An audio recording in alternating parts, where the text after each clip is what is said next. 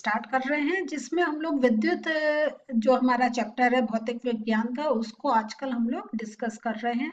इसी चैप्टर को आगे बढ़ाते हुए आज हम लोग डिस्कस करेंगे व्यवहारिक परिस्थितियों में विद्युत धारा का तापीय प्रभाव। इसका क्या अर्थ हुआ?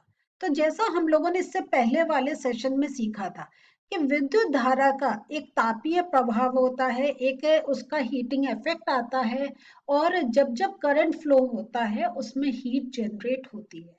आपको रिलेशन याद है? इससे पहले वाले सेशन में हमने हीट का और जो करंट है, रेजिस्टेंस है, टाइम है, इसका क्या रिलेशन सीखा था? I square R T. ठीक है, याद था तो बहुत अच्छी बात है, नहीं याद था इसका मतलब आपको जो इससे पहला वाला सेशन है वो रिवाइज करना पड़ेगा। क्योंकि आपने देखा कैसे हम लोगों ने ये रिलेशन निकाला था। हमने पहले वर्क का फॉर्मूला लगाया था, फिर हमने देखा था कि कैसे जो हमारा जो क्यू का हमको ने उसको दूसरे फॉर्म में लिखा था, और फिर हम लोगों ने देखा था कैसे हमने ओम्स लॉ से उसको ज्वाइन करा था, V is equal to I R. फिर हमने आई आर जो V की वैल्यू की जगह हमने आई आर रखा था। तो ये सारा जो हम लोगों ने एक रिलेशन निकाला था, ये आप लोगों को पक्का इस समय याद होना चाहिए, और बहुत अच्छा होगा अभी आप अपना ये वीडियो पॉज करें और वो जो हमने रिलेशन सीखा था उसको बिना देख के कॉपी में लिखें। लिख सकते हैं? अगर नहीं लिख सकते हैं तो मैं चाहूंगी या तो आप ये सेशन पूरा करने के बाद फिर उसको रिवाइज करें, और अगर आपको लगता है तो अभी आप पॉज कर सकते हैं, पुराना जो आपने नोट करा रिलेशन उसको रिवाइज करें और फिर आगे चलें। तो क्योंकि इस टाइप से हम रिवाइज करते चलेंगे तो हम एक जब चैप्टर कंप्लीट होगा तो देखेंगे हमें 50-60% तो हमें चैप्टर तैयार है, बस थोड़ा सा और पढ़ना है। तो चलिए, वो अगर आपको आता है बहुत अच्छा, नहीं तो आप रिवाइज करें। लेकिन अब टाइम है आगे बढ़ने का, तो जिसमें हम लोग देखते हैं ये जो करंट फ्लो होने से जो हीट जनरेट हो रही है उसको हम अपने एक अगर कहीं अपने बेनिफिट के लिए, अपने फायदे के लिए कैसे यूज कर सकते हैं, उसी को आज हम लोग समझेंगे। तो जैसा आप ये चीज हम पढ़ चुके हैं कैसे कि जब इलेक्ट्रिक करंट होता है, फ्लो होता है, तो उसमें हीट जनरेट होती है, और ये जो हीट जनरेट होती है, जो ताप इंक्रीज होता है, इसका उपयोग हम बहुत सारे कार्यों में कर सकते हैं। कोई याद आ रहे हैं? मैंने पहले से इससे पहले वाले सेशन में भी आपसे बताए थे। लिख लीजिए आप लोग अपनी कॉपी में, जैसे जैसे आगे चलेंगे देखिएगा कि आप जो आप सोच रहे थे वो ठीक था।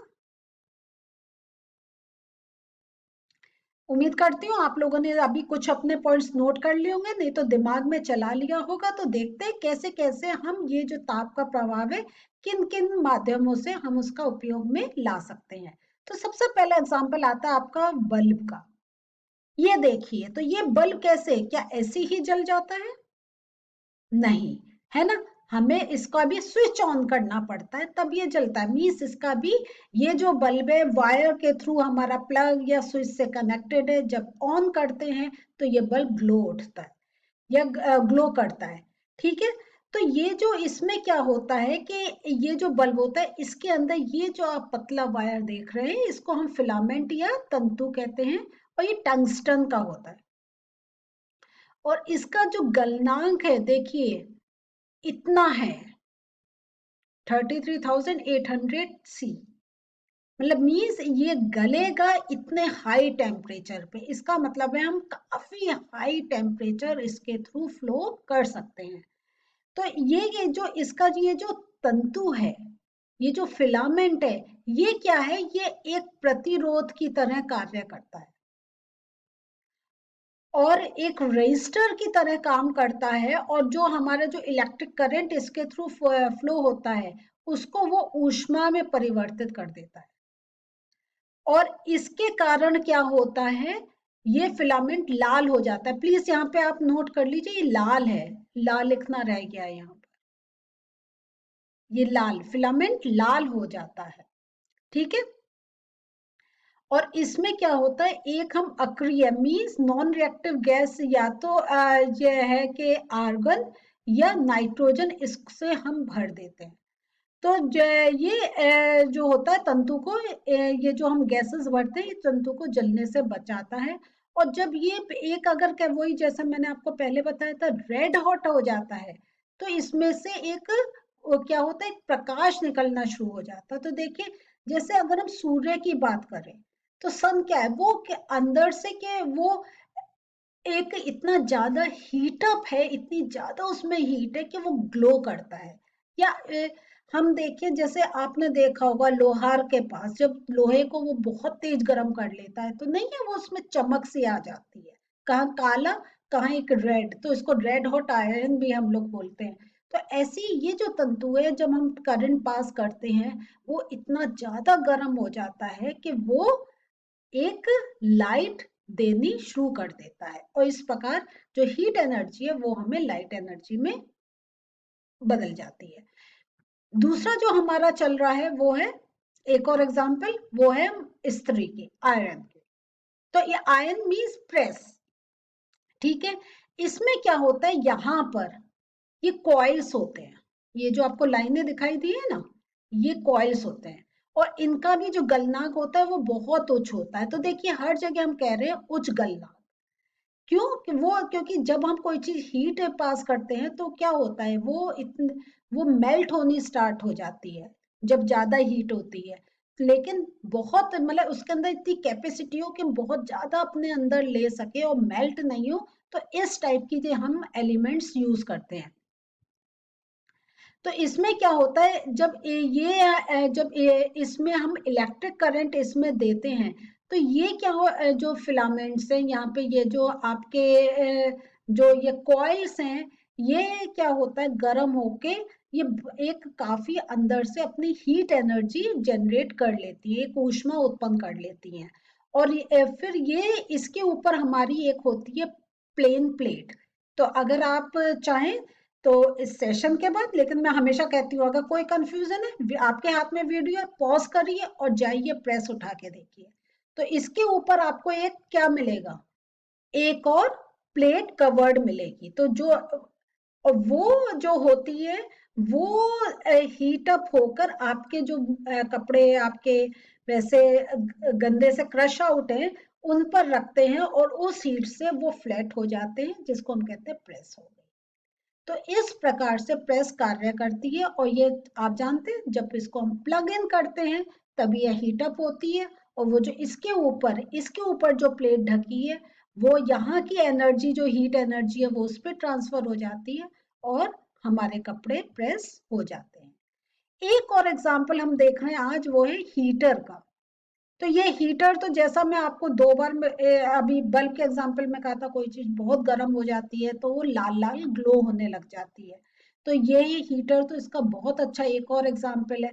तो इसमें भी ये क्या है, यहाँ पे ये जो घूमे हुए दिखाई दे रहे हैं, ये भी एक कॉइल है, या हम इनको फिलामेंट भी कहते हैं। और ये आप देखिए, बिल्कुल हमारी कॉमन लैंग्वेज जा रही है कि गलनांक इसका काफी उच्च होता है, और जब इसमें से इलेक्ट्रिक करंट हम फ्लो करते हैं, तो ये क्या होता है, गर्म होकर ऊष्मा उत्सर्जित करने लग जाता है, वो हीट देनी शुरू कर देता है। तो ये जल नहीं रहा है, लेकिन ये हीट ट्रांसफर कर रहा है। तो इसलिए जो हमारे आसपास का टेम्परेचर है, क्योंकि एक्स्ट्रा हीट उसमें से जा रही है, तो जब वो हीट जा रही है, हमारे आसपास की जो चीजें हैं वो गर्म होने लग जाती हैं, और ठंडे मौसम में हम अक्सर होता है हीटर ऑन करके बैठते हैं। तो विद्युत इस्त्री, विद्युत हीटर, विद्युत वाटर हीटर, ये आदि के जो एलिमेंट में प्राय क्या होता है, इन सब में निक्रोम का उपयोग किया जाता है। जो, और ये निक्रोम किससे बना होता है, ये निकल और क्रोमियम का एक एलॉय है, एक मिश्र धातु है। तो यहाँ ये जो यूज कर रहे हैं, इसको हम कहते हैं निक्रोम। और ये देखिए, जो हीटर हमारे, या वाटर हीटर में भी ऐसे काम होता है।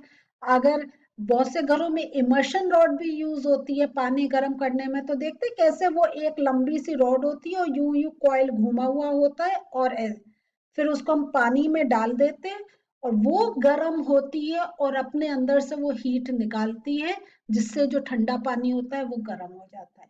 सेम ऐसी ही जो अभी मैंने आपको इमर्शन रॉड का बताया, वो हमारा वाटर हीटर में होता है।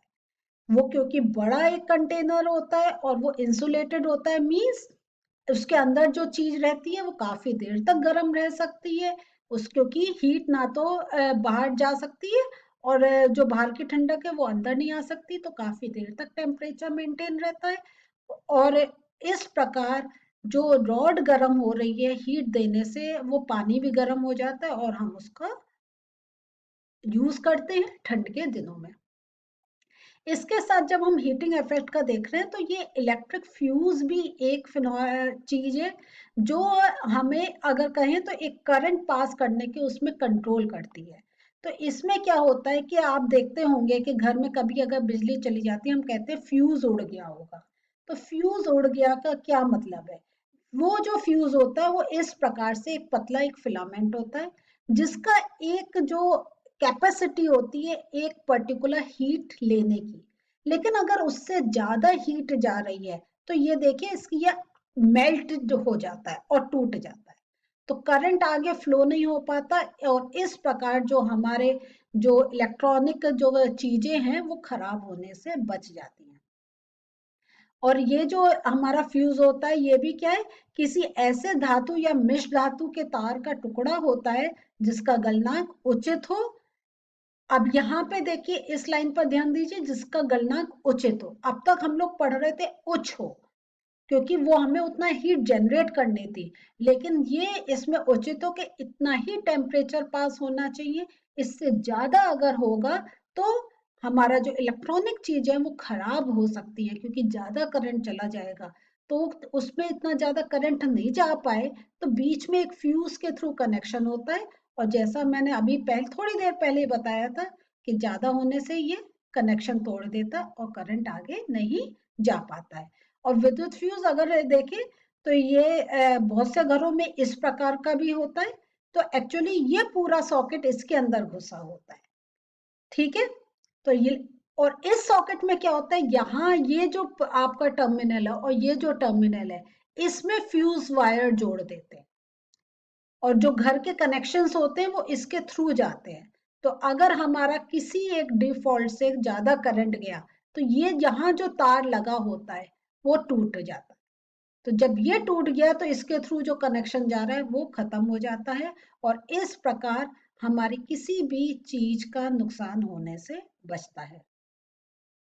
तो ये जो मैंने कहा था टूट जाता है तो वही यहाँ पे लिखा है, फ्यूज के तार के ताप में वृद्धि होती है तथा फ्यूज का तार पिघल जाता है। तो जब पिघलेगा तो नेचुरल है उसका कनेक्शन टूट जाएगा।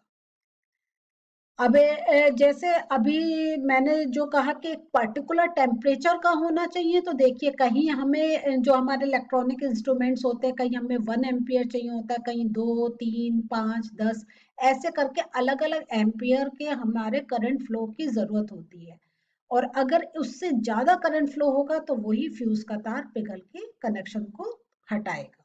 तो एक हम एग्जाम्पल ले रहे हैं कि कोई एक अगर हमारी प्रेस है वो 1 किलोवाट की विद्युत शक्ति उस समय उपभोग करती है जब उसमें 220 वोल्ट पर वो जो हमारा वोल्टेज है वो उसमें से फ्लो होता है। तो अगर हम इस विद्युत इस्त्री के परिपथ में को विद्युत धारा का जो एक है उसको कैलकुलेट करें तो हमने ये देखा 1 किलोवाट की है, इसका मतलब वॉट में 1000 वॉट है और 220 वोल्ट, ठीक है, ये वोल्टेज है। तो हमें जो एक विद्युत धारा चाहिए वो 4.54 एम्पियर की चाहिए। तो जो हमारा जो फ्यूज का एक हम अनुमान लेंगे वो 5 एम्पियर का हम वायर लगा देंगे कि इससे ज्यादा अगर करंट जाएगा तो वो कनेक्शन हटा देगा। और थोड़े से और एग्जाम्पल जो हैं वो है जैसे हेयर ड्रायर है, टोस्टर है, ये सारे भी हमारे जो हीट एनर्जी को यूज, इलेक्ट्रिक एनर्जी को जो हीट में चेंज होती है उसको यूज करते हैं और हमारे अलग अलग उपयोग के उसमें वो हमें हेल्प करते हैं। तो आज हम लोगों ने क्या पढ़ा कि कैसे कैसे कितने हमारे डेली यूज में देखें तो कितने हमारे सामने ऐसे एग्जाम्पल्स हैं जो इलेक्ट्रिक एनर्जी को हीट एनर्जी में चेंज कर रहे हैं और वो जो हीट एनर्जी है वो हमारे किसी ना किसी कार्य को आसानी से करने में सहायक हो रही है। तो आज का सेशन इसके साथ यही मैं रोक रही हूँ। अगले सेशन में एक और टॉपिक के साथ फिर मिलते हैं। बाय।